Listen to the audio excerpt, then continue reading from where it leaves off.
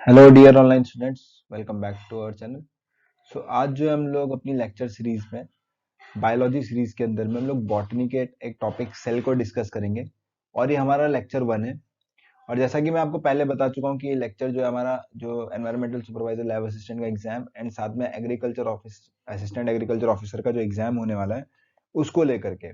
और इसमें भी मैंने आपको बताया था कि जो असिस्टेंट एग्रीकल्चर ऑफिसर है इसका पार्ट 2 यानी बायोलॉजी हमारे चैनल में डिस्कस होगा, क्योंकि उसमें कुछ वैकेंसी बायोलॉजी वालों के लिए भी है जो कॉमनली बॉटनी जूलॉजी वाले भी भर सकते हैं। तो वो भी इसमें आपका कैरी आउट होगा। तो बिना टाइम वेस्ट करे आज के जो हमारा टॉपिक है सेल, इसको हम लोग डिस्कस करते हैं। ठीक है, तो सबसे पहले हम लोग जो है, जो टॉपिक का नाम है सेल यानी यूनिट ऑफ लाइफ। आपको पता है कि जो सबसे बेसिक यूनिट होती है हमारी बॉडी की, जो स्ट्रक्चरल यूनिट है हमारी बॉडी की सबसे बेसिक, वो सेल। ठीक है, और स्टडी ऑफ सेल को क्या बोलते हैं हम लोग? स्टडी ऑफ सेल को तो स्टडी ऑफ सेल को स्टूडेंट्स हम लोग बोलते हैं साइटोलॉजी। पहला क्वेश्चन तो आपका ये बन जाता है कि स्टडी ऑफ सेल को क्या बोलते हैं हम लोग? तो साइटोलॉजी या साइटोलॉजी जो है स्टडी ऑफ सेल है। मैं कैपिटल लेटर में लिख लेता हूँ साइटोलॉजी। तो स्टडी ऑफ सेल को हम लोग बोलते हैं साइटोलॉजी। ओके, नेक्स्ट जो है आपका फादर ऑफ साइटोलॉजी है ना, इसी में नेक्स्ट क्वेश्चन जो बन जाता है आपका फादर ऑफ साइटोलॉजी, यानी जो सेल की स्टडी जो सबसे पहले जिन्होंने की थी, फादर ऑफ साइटोलॉजी। ये भी नेक्स्ट क्वेश्चन आपका बन जाता है। तो it was done by Robert Hooke. Father of cytology, it was done by Robert Hooke. Robert Hooke जो पहले साइंटिस्ट थे, इन्होंने क्या किया था, सेल की मतलब सेल की डिस्कवरी भी, अगर हम लोग बात करें तो सेल की डिस्कवरी भी इन्होंने की थी। ठीक है, और कैसे की थी ये भी मैं आपको बताता हूँ। तो नेक्स्ट पॉइंट आप लोग इसमें ऐड कर सकते हैं, ही डिस्कवर्ड सेल। ये वो पहले साइंटिस्ट थे जिन्होंने, या पहले फर्स्ट पर्सन थे जिन्होंने सेल को क्या किया था, डिस्कवर किया था। इन्होंने क्या किया था कि जो स्पेनिश ऑक ट्री था, स्पेनिश ओक ट्री, इसके जो डेड सेल्स होते, ठीक है, इसके जो कॉर्क के डेड सेल होते, इस तरीके के जो इन्होंने डिस्कवर किए थे डेड सेल्स से, इस तरीके से कॉर्क के। ठीक है, कौन सा रीजन था जिसे हम लोग पढ़ते, कॉर्क कैम्बियम रीजन होते हैं डिफरेंट डिफरेंट ट्री के बार्क में ना, ट्रंक में। तो जो स्पेनिश ओक ट्री था, इसके कॉर्क रीजन में, इसको भी याद रखिएगा, ये भी काफी जगह पूछा गया है कि इन्होंने डेड सेल्स जो है इसमें, और वो भी किस तरीके के सेल्स थे, ये जो सेल इन्होंने डिस्कवर किए थे ये भी डेड सेल्स थे। ये भी याद रखना कि, क्योंकि दो क्वेश्चन बनते हैं, एक तो यहाँ पे लिविंग सेल का भी पूछता है, वो मैं आपको आगे चल के बताऊंगा, एबी ल्यूवन हुक ने डिस्कवर किया था। और dead cell, first dead cell जो है इन्होंने डिस्कवर किया था वो थे रॉबर्ट हुक। और साथ ही साथ याद रखना, स्पेनिश ऑक ट्री में इन्होंने कॉर्क रीजन से, ठीक है, कॉर्क रीजन से इसको डिस्कवर किया था, और इन्होंने टर्म दिया था सेल्यूला। एक्चुअली हुआ क्या था, हुआ ये था, जब इन्होंने इस जो कॉर्क रीजन में जो इन्होंने सेल को देखा था, तो इन्होंने देखा कुछ हॉलो रीजन है। तो एक्चुअली ये टर्म दिया था इन्होंने सेलुला, और सेलुला से जो टर्म निकल के आया था, इट मीन्स क्या होता है आपका, हॉलो स्पेस। ठीक है, hollow space, hollow space, hollow space को एक्चुअली सेलुला बोला जाता है। और यहीं से इन्होंने टर्म, ये जो टर्म जो ये भी पूछ लेता है कई बारी कि जो सेलुलर टर्म था ये कहाँ पे इनको मेंशन किया गया था, ये एक इनकी बुक आई थी, एक बुक थी इनकी जिसका नाम था माइक्रोग्राफिया। इनकी एक बुक पब्लिश हुई माइक्रोग्राफिया, उस बुक में ये आपका मेंशन है।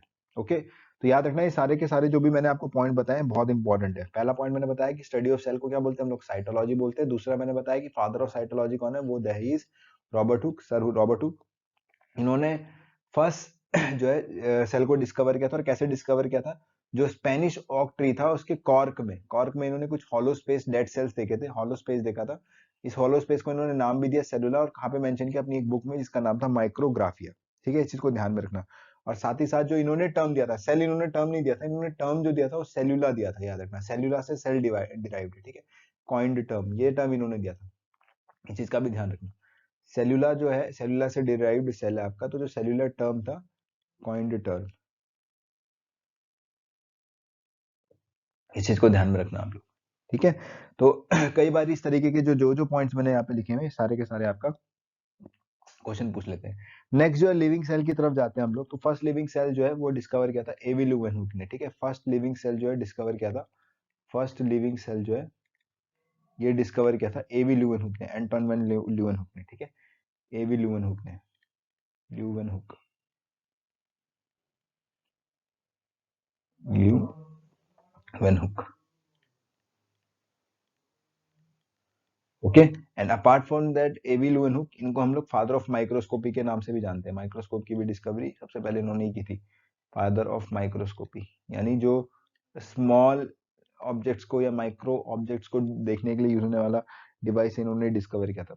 अपार्ट फ्रॉम दैट इनकी डिस्कवरी की बात करें, ये भी काफी इंपॉर्टेंट क्वेश्चन बन जाते हैं, जो इन्होंने डिस्कवरीज की है इनको भी अगर हम लोग बात करें तो इंपॉर्टेंट डिस्कवरीज क्या क्या है इनकी, किन किन सेल्स पे इन्होंने मेजरली काम किया। एक तो बैक्टीरिया इन्होंने डिस्कवर किया है, देखिए इनकी, ठीक है, एविन ल्यूवेनहुक ने बैक्टीरिया को डिस्कवर किया है, यीस्ट को डिस्कवर किया है, प्रोटोजोआ को डिस्कवर किया है, ठीक है, प्रोटोजोन्स जो होते हैं आपके, प्रोटोजोआ के अलावा स्पर्म सेल्स को इन्होंने डिस्कवर किया है ना, मोटाइल सेल जो होते हैं आपके, साथ ही साथ आरबीसी, काफी सेल इन्होंने डिस्कवर किए, ये इंपॉर्टेंट सेल है जो, इसके अलावा भी इनकी डिस्कवरीज है, लेकिन these are some important cell जो इन्होंने डिस्कवर किए, ठीक है, इंपॉर्टेंट कंपोनेंट्स जो इन्होंने डिस्कवर किए। तो याद रखना आप लोग कि फर्स्ट फर्स्ट लिविंग सेल जो है वो डिस्कवर किया एवन लुएनहुक ने, और डेड सेल जो है वो रॉबर्ट हुक ने। यहाँ से इस वाले रॉबर्ट हुक से तो काफी क्वेश्चन बने, ये सारे के सारे क्वेश्चन बन रखे हैं प्रीवियस ईयर्स में कहीं ना कहीं, ठीक है, तो इनको ध्यान में रखना आप लोग। अब बात करते हैं हम लोग सेल थ्योरी की। नेक्स्ट जो है इसके अंदर में आपके पास नेक्स्ट टॉपिक जो आता है दैट इज सेल थ्योरी। तो सेल थ्योरी के अंदर, तो स्टूडेंट सेल थ्योरी के अंदर में सबसे पहले हम लोग देखते हैं कि इसका स्टेटमेंट क्या है। एक्चुअली होता क्या है कि जो सबसे पहले सेल थ्योरी आपकी एम शेल्डन ने प्रपोज की थी, शेल्डन ने, ठीक है, कैपिटल लेटर में लिख लेता हूँ। दो साइंटिस्ट हैं यहाँ पे, शेल्डन एंड शॉन, है ना, शेल्डन एंड शॉन।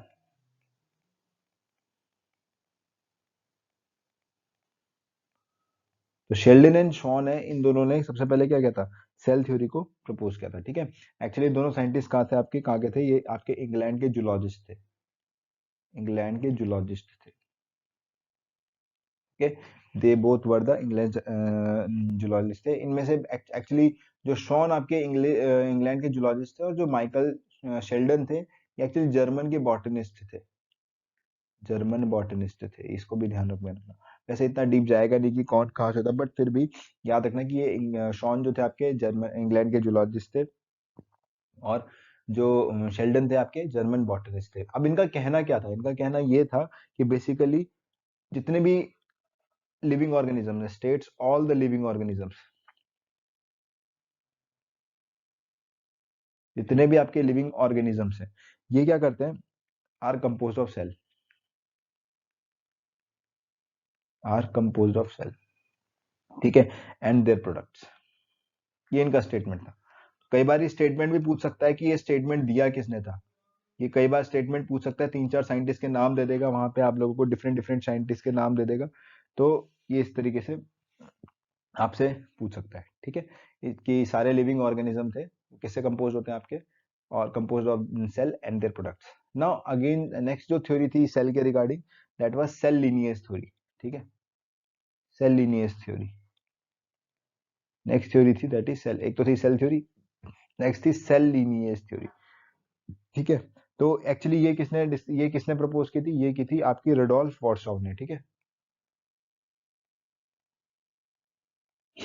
आर वॉर्सॉव ने, ओके, 1855 में।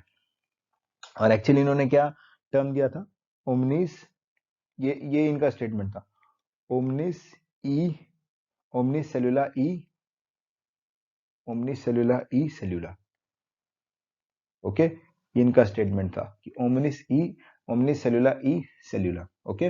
और इसका मतलब क्या है, इसका मतलब ये होता है कि जो भी नया सेल एग्जिस्ट डिराइव होगा, यानी कोई भी नया सेल जो बनने वाला है वो प्री एग्जिस्टिंग सेल से बने वाला है, ठीक है। तो सिंपल स्टेटमेंट का मतलब क्या था, new cell, new cell arise from, arise from pre existing cell, ठीक है, सिंपल था इनका स्टेटमेंट, सही से लिख देता हूं ऊपर पे, ये स्टेटमेंट था इनका, new cell arise from pre existing cell, simple सा स्टेटमेंट, ओके। तो स्टेटमेंट्स पे भी क्वेश्चन बन जाते हैं। तो इनका स्टेटमेंट था कि सारे living organisms are compose of cell and their product. तो पूछ सकता है कि ये स्टेटमेंट किसका था? ये आर वर्ड्सवर्थ ने जो सेल लीनियर थ्योरी दी है उसका क्या कहना है? New cell are rise from the pre existing cell. और ये जो है उनके पेपर में ओमनिस सेल्यूला ई सेल्यूला, ओके, ओमनिस सेल्यूला ई सेल्यूला जो स्टेटमेंट था सेल लीनियर थ्योरी में आर वर्ड्सवर्थ ने 1855 में दिया था। ओके। अपार्ट फ्रॉम दैट एक इंटरेस्टिंग फैक्ट और मैं आपको बता देता हूँ न्यूक्लियस के बारे में, ये भी काफी इंपॉर्टेंट है। एक चलता फिरता फैक्ट मैं आपको बता देता हूँ। न्यूक्लियस न्यूक्लियस किसने डिस्कवर किया था? न्यूक्लियस डिस्कवर किया था रॉबर्ट ब्राउन ने। ओके। देखो स्टूडेंट्स, दो अलग अलग चीजें यहाँ पे, Robert brown and Robert Hooke जो है वो दो अलग अलग है ना, दो अलग अलग वो है साइंटिस्ट है। रॉबर्ट हुक ने आपका सेल डिस्कवर किया था और रॉबर्ट ब्राउन ने आपका न्यूक्लियस डिस्कवर किया था। ओके। साथ ही साथ उन्होंने डेडूस से किया था। ठीक है, इन्होंने 1832 में न्यूक्लियस को डिस्कवर किया था। न्यूक्लियस के बारे में हम और भी पढ़ेंगे, लेकिन अभी के लिए आप लोग इतना याद रखिए कि रॉबर्ट ब्राउन ने आपका जो है न्यूक्लियस को डिस्कवर किया था। दो थ्योरीज आपको याद रखनी, एक तो सेल थ्योरी और दूसरा cell lineage theory. Cell theory के अंदर में एम शेल्डन ने और शॉन ने दी थी। शेल्डन शॉन काफी फेमस थ्योरी है। और इसमें क्या था आपका कि जितने भी ऑर्गेनिज्म है किसके बने हुए? सेल के और उसके प्रोडक्ट के। साथ में सेल लीनियस थ्योरी में क्या बोलता है वो? ओमनी सेल्यूला ई सेल्यूला। इसका मतलब क्या है कि जितने भी सेल आपके अराइज हो रहे हैं ये सारे के सारे आपके प्री एग्जिस्टिंग सेल से डिराइव्ड होते हैं। बाकी नेक्स्ट जो हम लोग डिस्कस करने वाले हैं, that we are going to discuss two types of cell, है ना, two types of cell. Okay. और ये दो टाइप के सेल जो है किसके बेसिस पर है? ये on the basis of presence और absence of cell membrane, on the basis of presence और एब्सेंस ऑफ सेल मेम्ब्रेन। किसके बेसिस पर है आपका? दो तरीके के सेल है, या तो आपका सेल मेम्ब्रेन आपकी प्रेजेंट होगी या नहीं होगी। ओके। दो सेल कौन कौन से आपके पास में यहाँ पे? एक है प्रोकैरियोटिक सेल, एक है आपके पास में प्रोकैरियोटिक सेल, और दूसरा आपके पास में यूकैरियोटिक सेल। इसको हम लोग डिटेल में भी पढ़ेंगे। ओके। बट अभी मैं आपको बता रहा हूँ कि किस तरीके से, है ना। तो इसमें सबसे पहले आपके पास में क्या है कि जो प्रो मतलब होता है प्रिमिटिव, यू मतलब होता है ट्रू, है ना, कैरियो मतलब न्यूक्लियस। तो काफी टर्म जो होते हैं आपके बायोलॉजी के अंदर में वो टर्म से ही टर्मिनोलॉजी से हम लोग समझ सकते हैं। ठीक है। तो प्रिमिटिव टाइप न्यूक्लियस होगा जिनमें यू मतलब क्या होता है आपका? ट्रू, है ना, ट्रू न्यूक्लियस। यू का मतलब क्या है? ट्रू। और प्रो का मतलब क्या है? प्रिमिटिव।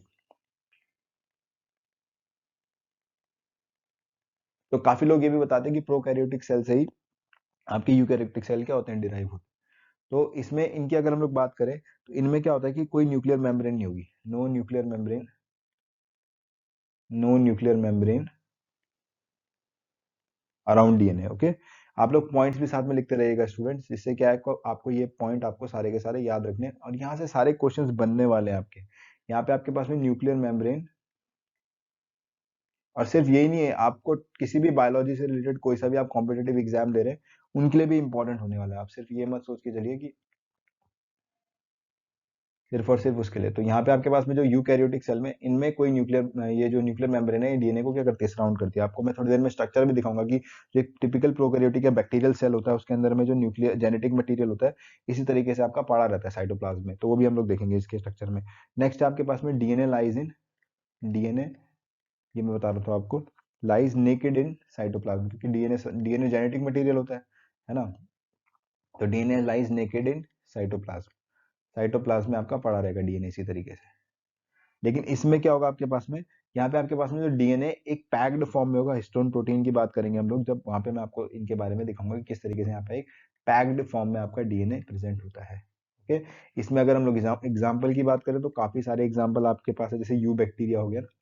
जब हम लोग बैक्टीरिया क्लासिफिकेशन करेंगे, वो 5 किंगडम क्लासिफिकेशन पढ़ेंगे तो एक एक को मैं आपसे डिस्कस करूंगा। तो वहाँ पे ये सारे पॉइंट्स आपको याद रखने हैं कि कौन सा यूकैरियोटिक का मतलब क्या है, प्रोकैरियोटिक का मतलब क्या है। यू बैक्टीरिया हो गया, आर की बैक्टीरिया हो गया, है ना। आर की बैक्टीरिया जो होते हैं आपके, ये काफी डाइवर्स टाइप के बैक्टीरिया आपके। ब्लू ग्रीन एल्गी होगी, जैसे नॉस्टॉक आपने सुना होगा ना, blue green algae, blue green algae. Okay. साथ ही साथ आपका माइकोप्लाज्मा हो गया ना, पीपीएलओ, है ना, mycoplasma, myco joker, joker of, joker भी बोलते हैं इसको, क्योंकि इसके अंदर में दोनों तरीके की प्रॉपर्टी होती है। प्लांट किंगडम की तरफ की प्रॉपर्टी भी शो करता है, एनिमल की भी, है ना। पीपीएलओ हो गया। तो ये सब हम लोग डिस्कस करेंगे। इसमें अगर हम लोग देखें, आपके पास में डिफरेंट, जैसे आपका प्रोटिस्टा हो गया, है ना, फंजाई हो गया, या काफी लोग फंगाई बोलते हैं इसको, है ना, प्लांट्स हो गए, एनिमल्स हो गए। देखो फंगाई का एक जो इसको प्लांट किंगडम में रखने का one of the main reason ये भी है, वो इसका जो सेल है ना, जो इसका सेल स्ट्रक्चर है वो आपका प्लांट सेल की तरह, इसके जो डेरिवेटिव्स हैं जो सेल वॉल के, वो प्लांट सेल के डेरिवेटिव से मैच करते हैं, इस वजह से भी इसको करता है। तो नेक्स्ट है इसके अंदर में, नेक्स्ट आपके अगर हम लोग बात करें साइज की, बात करें तो साइज ऑफ सेल, अगर हम बात करते हैं साइज ऑफ सेल की, तो साइज ऑफ सेल की बात करें तो यूजुअली हम कौन सा सेल की बात करें, प्रोकैरियोटिक सेल की बात, है ना, तो प्रोकैरियोटिक सेल की बात करते हैं हम लोग। देखो मैं नहीं चाहता कि आपको सारे कोई भी फैक्ट यहाँ से छूटे, क्योंकि जितने भी आपको मैं पॉइंट्स लिखा हूँ सारे के सारे आपके एग्जाम्स के लिए पॉइंट ऑफ व्यू है। तो इसमें जैसे एवरेज साइज की बात करें हम लोग, एवरेज साइज होता है आपका 0.2 टू 0.5 माइक्रोन के बराबर होता है। ओके, 0.2 टू 0.5 माइक्रोन, ठीक है, ये किसका आपके पास में, प्रोकैरियोटिक सेल का। अगर हम लोग यूकैरियोटिक सेल की बात कर रहे हैं, चलो मैं यहाँ पे आपको यूकैरियोटिक की भी बात करवा देता हूँ। यूकैरियोटिक की बात करें तो आपका अप्रोक्सीमेटली 25 माइक्रोन होता है एवरेज साइज। ओके,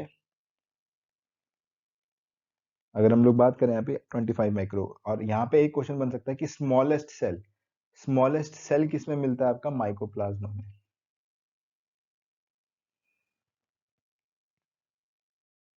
तो यूकैरियोटिक सेल की अगर हम बात करते हैं तो एवरेज साइज आपका 25 माइक्रोन निकल के आता है। ठीक है, तो स्मॉलेस्ट सेल जो आपका माइकोप्लाज्मा, जिसके अंदर में आपके पास में पीपीएलओ, और पीपीएलओ क्या होता है ये भी मैं आपको बता देता हूँ, it is pleuro pneumonia like organism, है ना, इसका फुल फॉर्म ऑर्गेनिज्म, इसको ध्यान में रखिएगा। ओके, तो स्मॉलेस्ट ऑर्गेनिज्म है, इसका सेल वॉल नहीं होता इसके अंदर में। नेक्स्ट है जो आपके पास में लार्जेस्ट प्लांट सेल की बात करें अगर हम लोग, ये तो आपके पास में स्मॉलेस्ट सेल हो गया आपके पास में। नेक्स्ट एक फैक्ट की बात और मैं आपको बता देता हूँ, लार्जेस्ट प्लांट सेल की बात करें अगर हम लोग, लार्जेस्ट प्लांट सेल, ये भी क्वेश्चन बन जाता है आपका, एसेटाबुलारिया। ठीक है, याद रखना एनसीईआरटी में भी गिवन है एसेटाबुलारिया, एसेटाबुलारिया। ओके, तो एसेटाबुलारिया जो है आपका अप्रोक्सीमेटली 10 सेंटीमीटर के करीब होता है। ओके, और ये जो है आपके पास में एक ग्रीन एल्गी की यूनिट सेल है ना, एक ग्रीन एल्गी है ये आपके पास में, एक ग्रीन एल्गी है एसेटाबुलारिया, जिसका जो प्लांट जो साइज है वो आपका अप्रोक्सीमेटली 10 सेंटीमीटर के करीब होता है। अपार्ट फ्रॉम दैट अगर हम लोग एनिमल सेल में बात करें तो सब जानते हैं एनिमल सेल में जो सबसे लार्जेस्ट सेल है दैट इज योर ऑस्ट्रिच, जो ऑस्ट्रिच का एग होता है, ऑस्ट्रिच एग जो होता है that is your largest cell. Okay, और इसकी अगर हम लोग साइज की बात करें तो 17 सेंटीमीटर बाय 15 सेंटीमीटर का होता है इसका साइज। ओके, और अगर हम लोग ह्यूमन बॉडी में बात करें, अगर ह्यूमन बॉडी की बात करें कि ह्यूमन बॉडी में सबसे लार्जेस्ट सेल कौन सा है, तो ह्यूमन बॉडी में लार्जेस्ट सेल है न्यूरॉन। ये सारे इंपॉर्टेंट बातें हैं जो आपके क्वेश्चन में जिस तरीके से बन सकते हैं। नर्व सेल के बारे में, इसके बारे में मैं आपको जूलॉजी में भी बताया था, कौन सा मेटल आयन यहाँ पे आपका इसके ट्रांसमिशन में यूज करते हैं, नर्व सेल कंडक्शन में यूजुअली सोडियम पोटेशियम तो करते हैं, लेकिन वन ऑफ द इंपॉर्टेंट जो मेटल आयन है that is calcium ion, Ca+2 ion को भी याद रखिएगा, जो कि आपका न्यूरॉन में सिग्नलिंग में हेल्प करता है आपका। तो ये तो थे सेल के बारे में कुछ important facts. Now there are different various type of shapes of cells are present. Okay, तो नेक्स्ट है आपके पास में शेप्स ऑफ सेल्स, नेक्स्ट जो हम लोग डिस्कस करने वाले हैं that is your shapes of cell. तो सबसे पहले अगर हम लोग बात करें राउंड शेप, है ना, अगर हम बात करते हैं किसकी, राउंड शेप की, राउंड सेल। तो राउंड सेल आपका बेसिकली जैसे ही आपका राउंड सेल या बोले या बाई कनकेव भी बोल सकते हैं, है ना, राउंड सेल या बाई कनकेव हमारी बॉडी में भी मिलता है, एक ऐसा सेल है जो बाई कनकेव उसका है, दैट इज योर आरबीसी। ठीक है, that is your RBC. Okay, तो राउंड जो इस तरीके का शेप राउंड सेल हो गया आपका, आप इसको देखेंगे तो इस तरीके से आरबीसी आपको इस तरीके से दिखेगी, इस तरीके से, है ना, कनकेव टाइप से, साइड से देखेंगे अगर आप इस तरीके से। ओके, नेक्स्ट है आपके पास में जो इरेगुलर शेप होती है। तो इरेगुलर शेप जो है मैं पढ़ाऊंगा आप लोगों को जब हम लोग कनेक्ट टिश्यूज को पढ़ेंगे, टिश्यूज के बारे में पढ़ेंगे तो वहाँ पे हम लोग अच्छे से डिस्कस करेंगे आरबीसी ये ट्रांसपोर्टेशन में किस तरीके से मदद करता है आपका, दैट इज डब्ल्यूबीसी है ना, यहाँ पे हम लोग डब्ल्यूबीसी भी पढ़ेंगे, हम लोग blood is a connective tissue के बारे में पढ़ेंगे हम लोग। तो वहाँ पे हम लोग देखेंगे किस तरीके से इनका शेप होता है, क्या होता है, क्या शेप का क्या इंपॉर्टेंट रोल है कि किस तरीके का शेप है या वैसा है, ये सारी चीजें हम लोग देखेंगे। तो इरेगुलर शेप होता है एक टाइप का, आपने देखा होगा न्यूरॉन है ना, हमारी बॉडी में जो न्यूरॉन होता है, नर्व सेल जो होता है, इसका शेप काफी इंपॉर्टेंट है, काफी एग्जाम्स में पूछा जाता है। तो हम देखेंगे ये भी किस तरीके का शेप आपका शो करता है। अभी के लिए बस मैं आपको एक बस जनरल स्ट्रक्चर दिखा दे रहा हूँ कि किस तरीके के से ये नर्व एंडिंग्स होगी, बीच में आपका डेंड्रॉन्स हो गया, एक्सॉन हो गया, बॉडी है ना, डिफरेंट डिफरेंट सेल जो है इस तरीके से, या न्यूरॉन हो गया। Apart from there is a motile cell in our body जो है ना, दैट इज योर स्पर्म, है ना। तो स्पर्म के अगर हम लोग स्ट्रक्चर की बात करें तो it is your motile cell kind of this, like this. यहाँ पे आपके इसके टेल होती है, हेड होता है ना, डिफरेंट डिफरेंट पोर्शन होता है इसका। अ, तो ये स्ट्रक्चर है different different type shape of cell जो हमारी बॉडी के अंदर में पाए जाते हैं, कुछ ब्रॉड कैटेगरी में, एक जनरल डीप नहीं गया मैं, सिर्फ मैंने आपको वो ब्रॉड बताया जो कि हमारे लिए इंपॉर्टेंट है। क्योंकि ये पूछता है कि आरबीसी का शेप कैसा होता है, तो ये बाई कनकेव आपको याद होना चाहिए, ठीक है। न्यूरॉन का न्यूरॉन के स्ट्रक्चर के बारे में काफी पूछता है, ठीक है। स्पर्म के बारे में पूछता है आपका, है ना, कि ह्यूमन बॉडी में सबसे स्मॉलेस्ट सेल कौन सा है आपका, तो स्पर्म, मोटाइल सेल जो है आपके पास में। नाउ आगे जो हम लोग डिस्कस करने वाले हैं structure,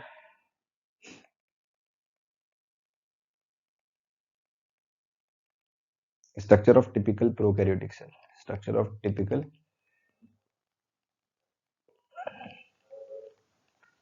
prokaryotic cell, that is your bacterial cell.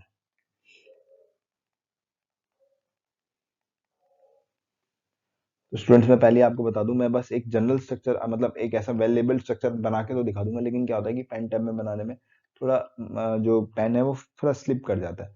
तो ये कि लेबल डायग्राम मैं आपको बनाने की कोशिश करूंगा ताकि आपको समझ में आ जाए अच्छे से।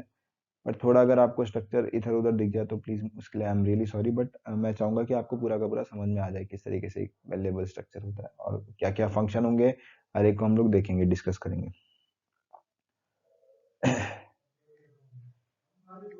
तो देखना है यहाँ पे आप लोग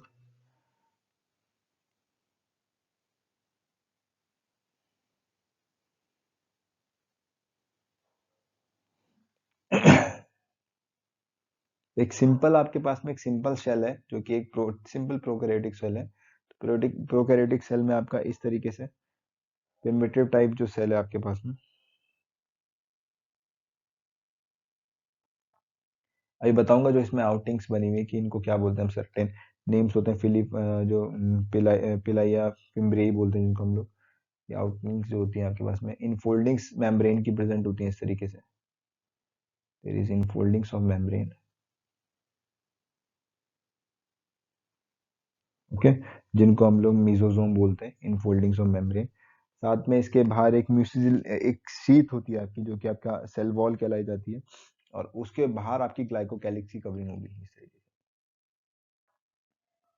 मैं डिफरेंट कलर आपका यूज कर लेता हूँ यहाँ पे इस तरीके से।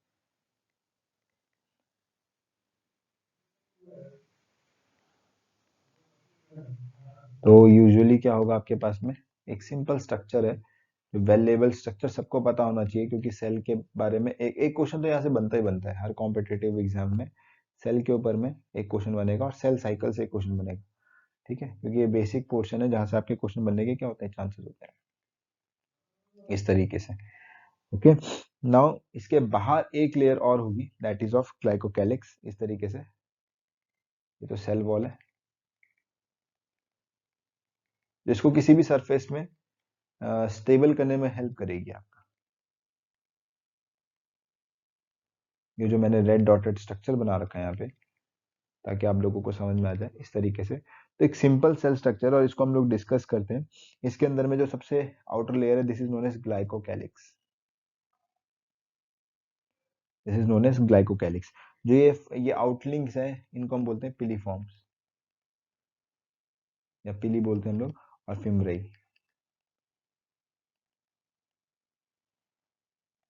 फिम्ब्रेई, ओके। नाउ जो इन फोल्डिंग्स है जो अंदर वाली जो सेल है, सेल मेम्ब्रेन है आपकी, ये जो सेल मेम्ब्रेन है आपकी इनर जो ये बना रखी है हमने, इसकी जो इन फोल्डिंग्स आउट फोल्डिंग्स को तो हम पिलाई या फिम्ब्रेई बोलते हैं, जो इसको मोबिलिटी में भी हेल्प करती हैं। these are known as mesosome, these are known as mesosome।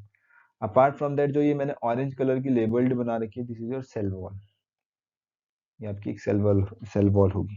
Okay, apart from this, इसके अंदर में क्या होता है कि जो इसका वो होगा, जो इसका जेनेटिक मटेरियल होगा, इसी तरीके से नेकेड प्रेजेंट होता है, ऐसा कुछ वो किसी पर्टिकुलर फॉर्म में नहीं प्रेजेंट होता है। ये आपका जेनेटिक मटेरियल, जिसको हम लोग न्यूक्लियोइड बोलते हैं, ये न्यूक्लियोइड जिसको हम लोग, जो इसका क्या है, जेनेटिक मटेरियल है, this is the genetic material.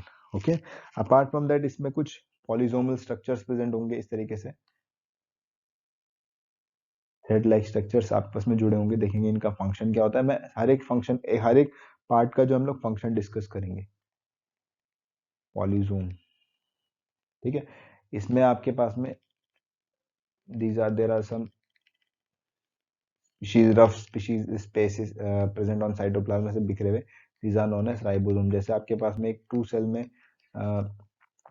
Are endoplasmic reticulum में रहता है, और ये भी याद रखना है, यहाँ पे आपके पास में जो राइबोसोम प्रेजेंट होता है, यहाँ पे 70S होता है, एस सब यूनिट होते हैं, इसको हम लोग सेडिमेंट्स बोलते हैं, और ये जो है आपके पास में सेंट्रीफ्यूज की बेसिस पे हेल्प से मिलता है। ठीक है, अपार्ट फ्रॉम दैट, एक एक्स्ट्रा जेनेटिक मटेरियल प्रेजेंट होता है, और एक एक्स्ट्रा जेनेटिक मटेरियल जो होता है इसके अंदर में, ये यूजुअली इन्फेक्शन मतलब किस कहीं और ट्रांसमिशन के लिए या ग्रोथ के लिए हेल्पफुल होता है, this is known as plasmid. तो पूछ लेता है प्लास्मिड होता है क्या है, तो प्लास्मिड याद रखिएगा आप लोग student, this is extra genetic material, this is your extra genetic material.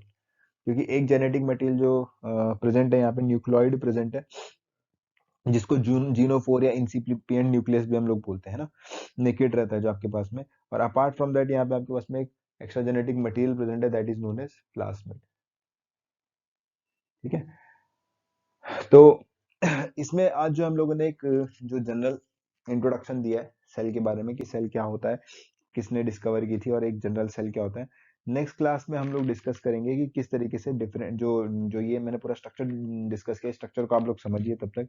इस पूरे स्ट्रक्चर के अंदर में एक एक जो मतलब पोर्शन है, एक एक पार्ट है, उसको हम लोग डिस्कस करेंगे। न्यूक्लियोइड आपका, फिम्ब्राई आपका, है ना, जो सेल मेम्ब्रेन, ये सारी चीजों को हम लोग डिस्कस करेंगे। ठीक है, एंड देन हम लोग डिफरेंशिएट करेंगे प्रॉपर प्रोकैरियोटिक सेल में और यूकैरियोटिक सेल के अंदर में। ओके, तब तक के लिए आप लोग चैनल को सब्सक्राइब कीजिए, और ये लेक्चर को देखिए, और अपने फ्रेंड्स सर्कल में भी इसको शेयर कीजिए, ताकि और भी लोगों को इसका फायदा हो सके। Thank you so much student, thank you so much for being with us, keep sharing this and keep subscribe our channel.